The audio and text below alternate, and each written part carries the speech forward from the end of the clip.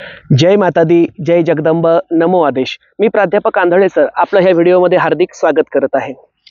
आजचा आपला व्हिडिओ आहे तो म्हणजे अतिशय गुप्त असे काही तोडगे, काही साधना विधी आज मी तुम्हाला शिकवणार आहे।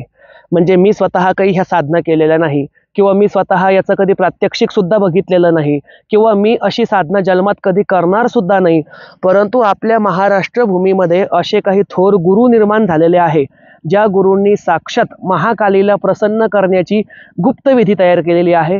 त्यासोबतच कालभैरवाला म्हणजेच भैरवनाथाला प्रसन्न करण्याची सुद्धा विधी तयार केलेली आहे।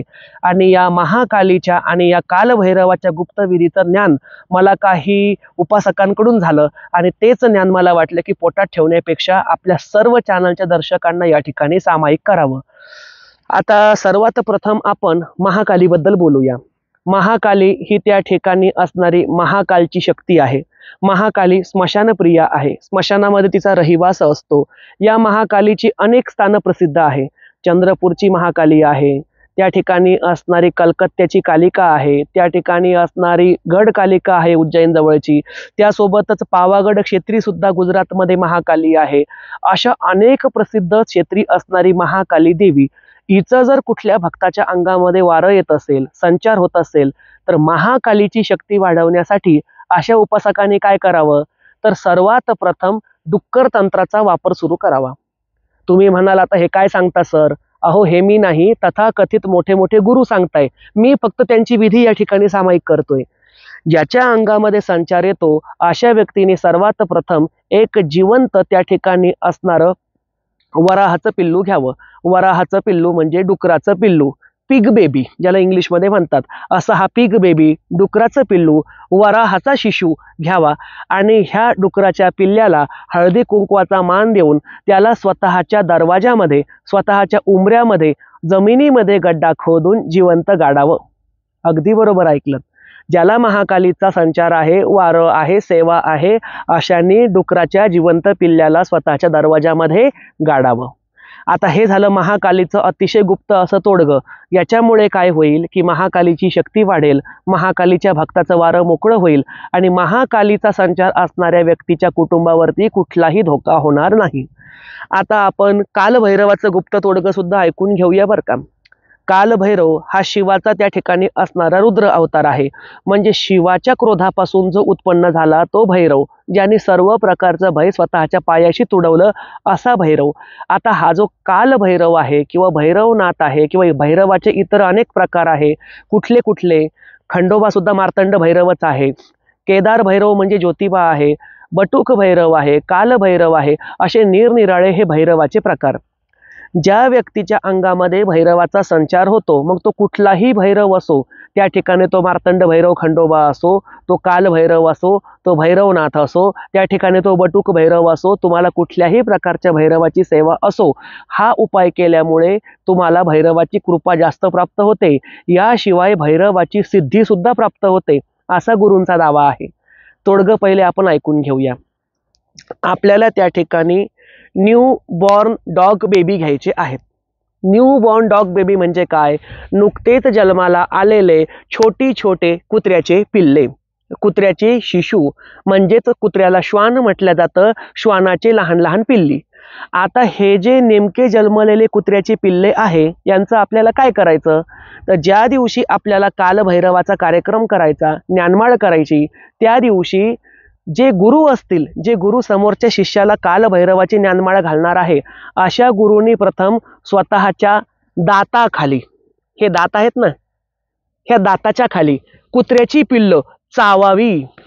रिटर्न करतो, गुरुनी स्वतःच्या दाताखाली कुत्र्यांची पिल्ल चावावी। कशी चावावी, चावून सोडून नाही द्यायची। कुत्र्याचं पिल्लू हातात पकडायचं, त्याचे पाय पकडायचे, त्याची मान पकडायची आणि कुत्र्याच्या पिल्लाची मान स्वतःच्या दाताने कचा कचा चावून धडापासून वेगळी करायची। कुत्र्याचं मुंडकं एकीकडे फेकायचं, त्या पिल्लाचं धड एकीकडे फेकायचं आणि त्या नवीन मेलेल्या कुत्र्याच्या पिल्लाचं रक्त स्वतःच्या हातावरती घ्यायचं आणि त्याचा नवीन शिष्याच्या भिंतीवरती छापा मारायचा। अगदी बरोबर ऐकलं। असं किती कुत्रे मारायचे, असे एकूण गुरुने 2 कुत्री मारायची आणि समोरच्या चेल्याने, तो महिला असो किंवा पुरुष असो, त्याला सुद्धा 2 कुत्री मारायला लावायची। हे झालं तुमचं भैरवनाथाचं अतिशय गुप्त असं तोडगं. तर मला अपेक्षा वाटते की जे आपल्या चॅनलचे दर्शक आहेत त्यांना ही दोनही तोडगी अतिशय जास्त आवडली असतील. तर महाकालीची सेवा असणाऱ्यांनी गडबड करा, त्या ठिकाणी त्वरित घाई करा, पटकन डुकराचं पिल्लू पहा आणि जिवंत स्वतःच्या दरवाजामध्ये गाडा. तसेच खंडोबा, ज्योतिबा, भैरोबा, काल भैरव, बटुक भैरव, भैरव सेवेकऱ्यांनी पटापट कुत्र्याची पिल्लं शोधा आणि स्वतःच्या दाताखाली चावून त्यांचा खून करा, त्यांची हत्या करा, त्यांच्यासोबत अमानुष कृत्य करा आणि खंडोबाला, ज्योतिबाला, भैरोबाला, काल भैरवाला प्रसन्न करा. आणि ही सुवर्ण संधी जाऊ देऊ नका, कारण एवढं महान तोडगं आपल्या महाराष्ट्रामध्ये सुरू असताना त्याचा लाभ आपण सर्वांनी घेतलाच पाहिजे. डोकं गार पडलं ना ऐकून? कसं वाटलं मी सांगत असताना? मला शिव्या घालाव्याशा वाटत असतील ना? मला सुद्धा, तुम्हाला जर मला शिव्या घालाव्या वाटत असतील तर मी जेव्हा हे माझ्या कानाने ऐकलं, मला समोरच्या व्यक्तीच्या आणि समोरच्या व्यक्तीच्या गुरुच्या कानाखाली जाळ काढावासा वाटला. हरामखोर अवलादी महाराष्ट्रामध्ये पैदा झालेल्या आहे की ज्या अशा पद्धतीने मुक्या प्राण्यांचे क्रूर अमानुष हाल हाल करून जीव घेत आहेत. या ठिकाणी आज मला हा व्हिडिओ तयार करताना एवढा त्रास होत आहे. तुम्ही लोकेशन बघा, मी इथे जंगलामध्ये येऊन हा व्हिडिओ शूट करत आहे. म्हणजे माझ्या घरी जगदंबा देवी संस्थान ह्या मंदिरामध्ये देवीच्या मूर्तीसमोर हा व्हिडिओ शूट करण्याची माझी हिंमत झाली नाही. का नाही हिंमत झाली? कारण तिथे रेणुका माता आहे, तिथे सप्तशृंगी आहे, तिथे तुळजाभवानी आहे, तिथे मांढरची काळूबाई आहे, तिथे मी मार्तंड भैरव खंडोबाची स्थापना केलेली आहे, त्याच्या बाजूला आमचे दासखेडचे बाजी बाबा आणि नवनाथाचं स्थान आहे. अशा सर्व पवित्र वातावरणामध्ये अशा घाणेरड्या गोष्टी माझ्या तोंडातून काढणं सुद्धा मला योग्य वाटल्या नाही. म्हणून या ठिकाणी जंगलामध्ये येऊन मी हा व्हिडिओ शूट करतोय. काय झालं पार्श्वभूमी सुद्धा ऐका. माझं उपासना शिबिर होत असतं. या उपासना शिबिरामध्ये महाराष्ट्रातील कानाकोपऱ्यातून भाविक येत असतात, उपासना शिकत असतात, त्यांना चांगले अनुभव सुद्धा येतात. 2 आठवड्यामध्ये 2 उदाहरणं माझ्या समोर अशी आली. एक उदाहरण आलेलं आहे अहमदनगर जिल्ह्यातील आणि दुसरं आहे पुणे जिल्ह्यामधून. 2 ठिकाणची उदाहरणं बघा काय झाली. मी नाव कोणाचंच या ठिकाणी घेणार नाही, कारण मी जर त्यांची नावं ओपन केली तर समोरच्या व्यक्तींच्या जीवाला, इज्जतीला धोका होऊ शकतो. त्यामुळे मी त्यांच्या संरक्षणासाठी नाव घेणार नाही. पुण्याच्या एका महिलेला एकाएकी महाकाली देवीचं वारं यायला लागलं. आता महाकालीचं वारं आल्यानंतर तिच्या गुरूंनी तिला स्मशानामध्ये नेलं आणि स्मशानामध्ये नको तसल्या क्रिया करायला लावल्या आणि त्या महिलेला बाटवलं. यावरती वेगळा व्हिडिओ मी तयार करणार आहे. कोल्हापूरची महालक्ष्मी आणि महाकाली ह्या दोघींचं नाव घेऊन त्या महिलेला बाटवण्यात आलं. म्हणजे नको ते घाणेरडे पदार्थ तिला खाऊ घालावे लागले, नको ते घाणेरडं पेय त्या महिलेला प्यायला देण्यात आलं. असं घाणेरडं पेय आणि घाणेरडे पदार्थ खाऊ घालून देवभोळ्या महिलेला बाटवण्यात आलं. यावरती वेगळा व्हिडिओ बनवतो. दुसरं उदाहरण ऐका आता. आमच्या बुलढाणा जिल्ह्यातील आहे. आमच्या बुलढाणा जिल्ह्यामध्ये सिंदखेड राजा तालुक्यामध्ये एक गाव आहे. त्या गावाचं नाव मी या ठिकाणी घेणार नाही. म्हणजे आमच्या गावापासून फार तर फार 40 किलोमीटरच्या आतीलच गाव आहे. तिथे एका महिलेच्या अंगामध्ये महाकाली देवीचा संचार होतो. त्या महिलेने महाकालीचं मंदिर बांधलेलं आहे. आता जिच्या अंगात महाकालीचा संचार होतो तिच्याच घराच्या बाजूला असणाऱ्या एका दुसऱ्या महिलेच्या सुद्धा अंगामध्ये महाकालीचं वारं सुरू झालं. इथपर्यंत काहीच हरकत नाही. आता त्या महिलेचं महाकालीचं वारं सुरू झाल्यावर त्या दुसऱ्या महिलेने गुरु केले. ते गुरु फसले. त्या गुरूंनी जवळजवळ 40 ते 45 हजार रुपये खर्च करायला लावला. कानामध्ये चुकीचा मंत्र दिला. जो मंत्र होता तन मन धन गुरु अर्पण लहू कालिका की जय, असा थापट पसाऱ्याचा मंत्र तिला देण्यात आला. बरं, इथपर्यंत सुद्धा माझी हरकत नाही, जाऊ द्या, त्यांना ज्ञान नसेल म्हणून त्यांनी दिला असेल, तेही लक्षात आलं. पुढचा विषय म्हणजे जी ही जुनी आराधीन महिला आहे, जिच्या घरी स्वतः महाकालीचं देऊळ आहे, जिच्या अंगामध्ये जुना संचार आहे, या जुन्या महिलेनी त्या नवीन महिलेला सांगितलं, तुला जर महाकालीची शक्ती वाढवायची असेल तर तुझ्या दरवाजामध्ये जिवंत डुकराच्या पिल्लाचा बळी दे. कसा बळी दे?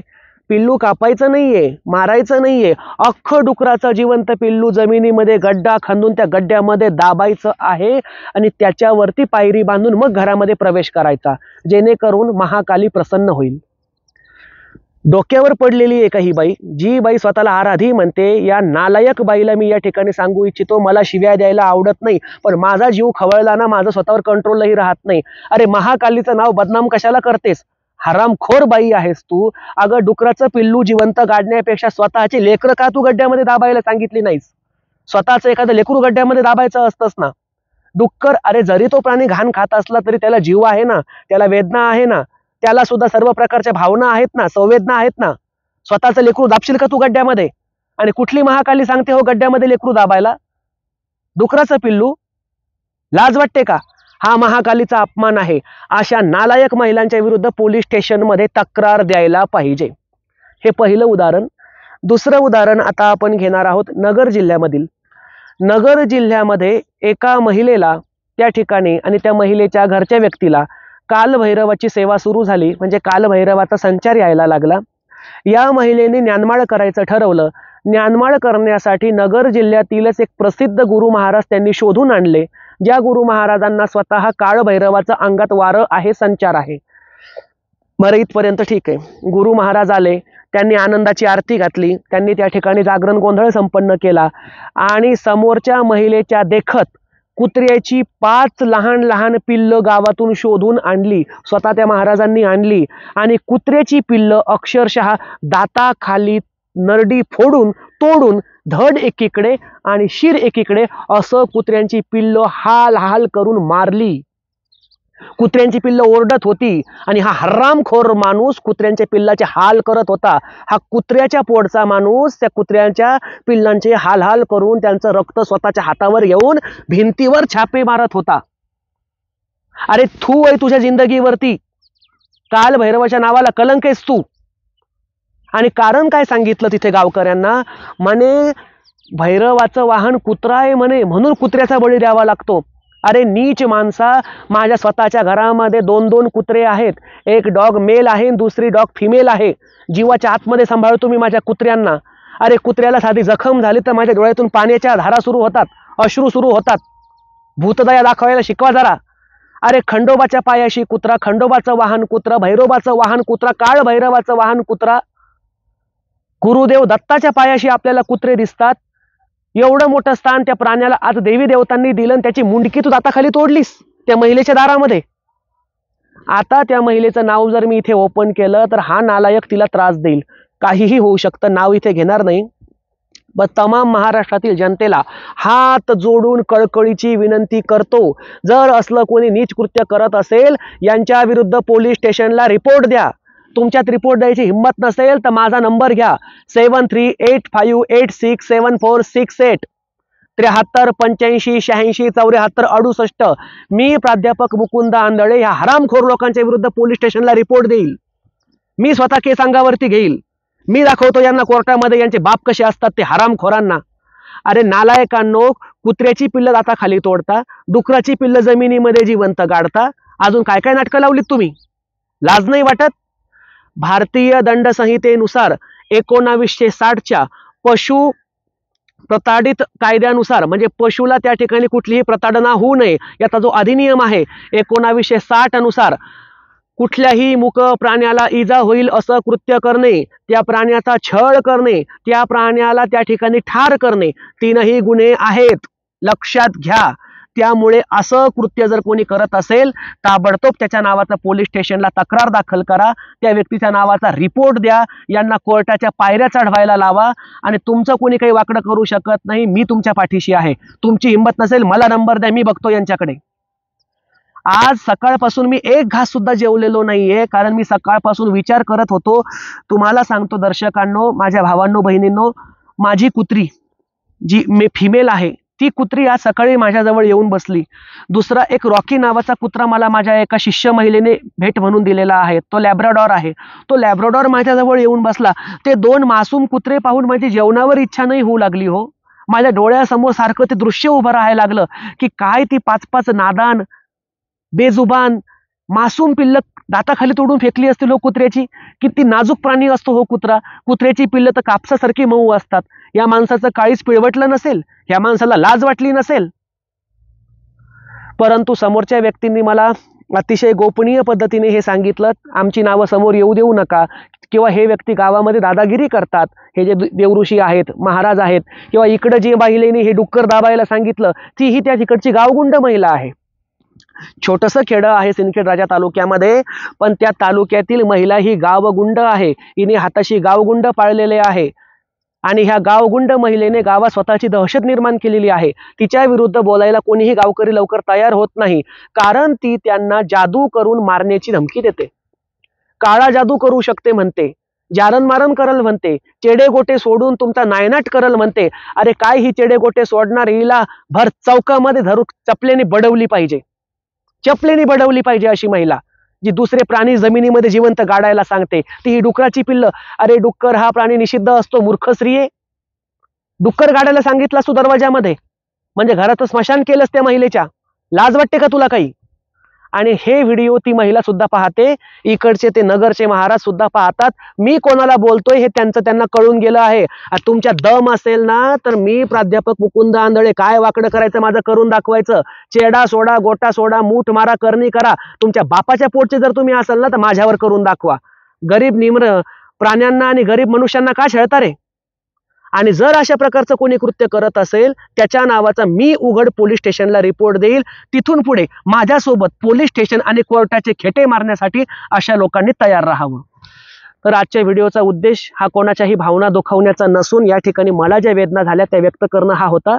या व्हिडिओला सकारात्मक पद्धतीने घ्यावं आणि पुन्हा एकदा तिसऱ्यांदा हात जोडतोय, असं अघोरी कृत्य कृपया कोणीही करू नका. मुक्या प्राण्यांचे बळी घेऊ नका. कुत्री, मांजरं, डुकर अशा प्राण्यांना मारू नका. अशाने देव प्रसन्न होत नसतो.